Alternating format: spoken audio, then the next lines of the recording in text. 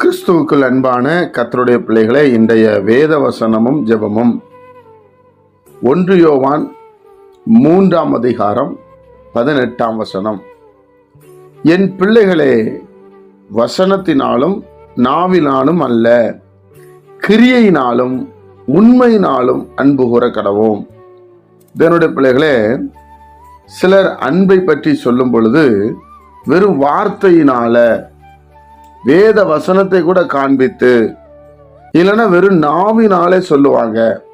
ஆனா இங்க யோவான் மூலமாய் பரிசுத்த ஆவியானவர் என்ன எழுதுகிறார் என்று சொன்னால், கிரியை என்றால் செயல்பாடு. உண்மையில் கிரிய செயல்பாடு இருக்கணும், அதுல உண்மையான செயல்பாடா இருக்க வேண்டும் என்று எழுதுகிறார்கள். அப்போ கர்த்தருடைய பிள்ளைகளை அன்பு கூறுவதில் செயல்பாடு இருக்க வேண்டும். பாருங்க, இயேசு கிறிஸ்து அன்பு கூறுகிறேன் என்று சொல்லி தன் ஜீவனையே கொடுத்தார்.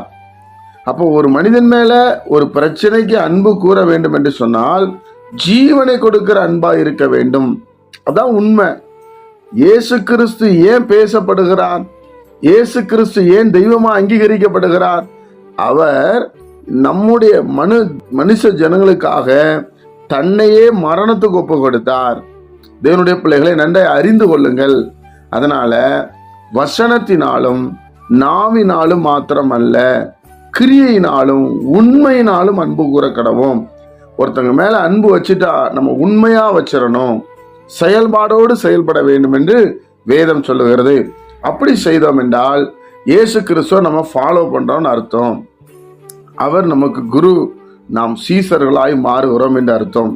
அப்போ இதுக்கு முன்னாடி இருந்தது மாத்திரமல்ல, இனி நாவினாலும் வசனத்தினாலும் மாத்திரமல்ல, கிரியையினாலும் உண்மையினாலும் நாம் அன்பு கூறுவோம். நிச்சயமாக நாம் ஆசீர்வதிக்கப்படுவோம். நம்மளை சார்ந்த ஒவ்வொருவரும் ஆசீர்வதிக்கப்படுவார்கள். இந்த யோவான் 1 யோவான் 2 யோவான் 3 யோவான் பிரதானமாய் அன்பை பற்றி எழுதப்பட்டிருக்கும். அதை நல்லா படித்து கிரியையினாலே செயல்படுவோம். கர்த்தர் நம்மை ஆசீர்வதிப்பாராக. ஜெபிப்போமா. பரிசுத்த பிதாவே, உம்முடைய குமாரன் இயேசு கிறிஸ்துவின் நாமத்தில் வருகிறோம். இந்த நாளை நீர் எங்களுக்கு ஆசீர்வதித்து தாரும்.